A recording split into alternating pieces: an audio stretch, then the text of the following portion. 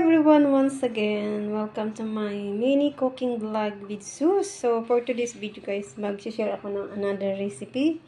It's my own version of taco bread. So simple lang naman ang aking gagawin guys. As you can see, meron na akong na chop na carrots. Isang carrots lang yun na maliit. Of course, meron tayong spring onion, meron tayong garlic, meron tayong onion. So tig-set aside ko na lang siya after kong ma-chop it. And of course, kasi gusto ko, mahilig talaga ako guys sa gulay. So, I will put some halat of veggie.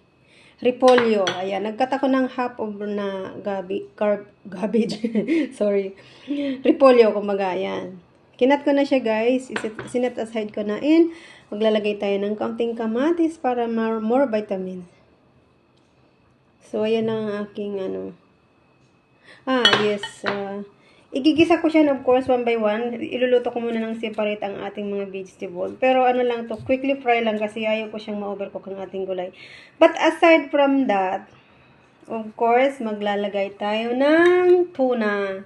Instead na meat ang aking gagamitin, so gagamit ako ng tuna. Kasi marami akong tuna sa aking mga storage. So, pinagluluto ko na yung mga stock ko guys kasi who knows, di ba? And of course, meron tayong cheese. Ayan, mag-ano ako mamaya ng cheese. Nagbili ako ng isang malaking cheese. So, mag-ano ko niyan, magpapain mamaya na ilalagay natin. Ito yung aking tirang bread guys last week na hindi ko meron pa natira kasi marami talaga siya. So, tatapusin ko siya for today. Iubusin ko siya for this week para hindi siya ma-stuck ng madami. Ayan guys, to be continue ang ating pagbibideo ng ating cooking special today. Ayan, ginisa na natin ang ating ilalagay na natin ang carrots. Inuna natin of course ang garlic guys, ang onion, tapos pag ang carrots naman is not necessarily na lutuin natin ng ay hala, nakalimutan ko guys yun. Oh my god, because of my busy mind. I should be put the tomato. But anyway, we will be follow it later, guys. So, ayan. So, ayan, guys. To be continue, ilalagay ko na ang ating tomato. Nakalimutan ko. But anyway, still the same. Ayan na nga yan. Maglalabas yung niya, juice ng tomato. Huwag yun ang pansinin guys ang aking maliit na kawalang nilutuan kasi ito yung paborito kong tiglulutuan dahil maliit lang siya guys, maliit lang ang aking hugasan. That's what I mean. Ayaw ko na rin kasing bumili ng another guys kasi tinapon ko na yung isa dahil na siya. Ilagay natin yung diba? Saka natin titimplahan yan mamaya. We will add some ingredients.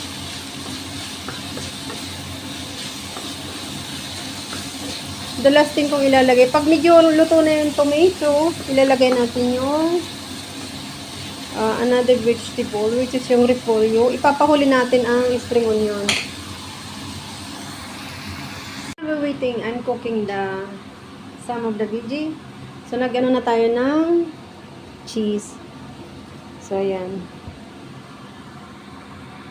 So, ayan guys. I will put already the repolyo.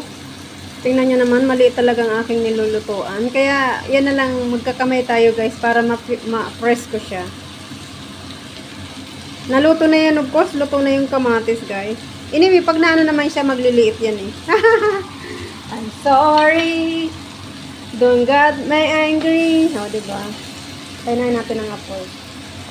Maingay ang aking pagluluto guys, kasi naka-open ang exhaust fan ko. Dahil maamoy. Pero ang bango ng amoy niya guys, yung natural na amoy ng, pahinain ko nga, yung natural na amoy ng garlic, ng onion, ng tomato, wow. Ito yung ilalagay nating gulay guys. Tapos lalagyan natin ng cheese. Diba?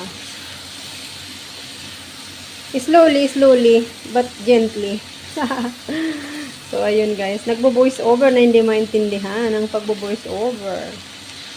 Kasi pag yun na naman kawaling isang gagamitin ko, it's so big. It's too huge and I don't like it. I feel lazy to wash everything. Wala yung tagahugas ko.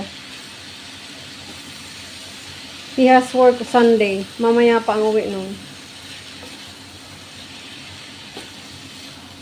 Gagawaan ko rin siya ng isa. Mamayang gabi ang ano nun dating 9 o'clock ng gabi. Kaya wala akong tagahugas. O diba? Ang bilis lang. Mabilis lang siyang maluto actually. Kaya naman guys, tig-prepare ko ang ating bread. Pinapa-warm up ko lang siya ng kaunti. Tapos lalagyan ko rin siya guys ng cheese ng kaunti. Para mag-cover sa ating ano.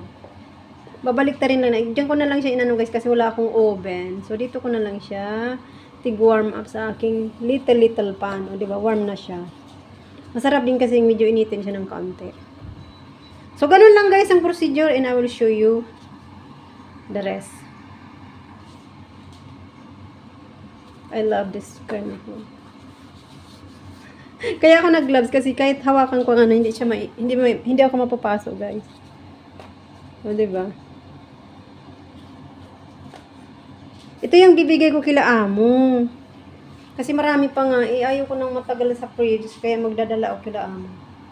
Lagyan ko na rin siya ng cheese. And of course, lalagyan na natin itong gulay natin na ipapalaman na sobrang yummy, guys. Sa side lang kasi itutupin natin siya, guys.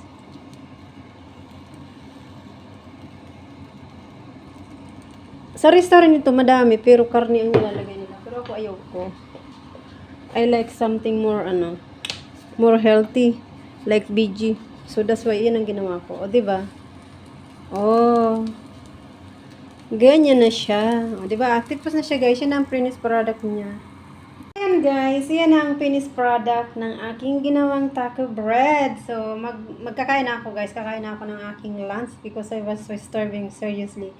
So, kakainin ko na yung isa at yung dalawa ibibigay ko sa aking amo. So, thank you everyone for watching. I hope you could enjoy watching while I do cooking. Thank you very much. God bless everyone. Love you all. Bye.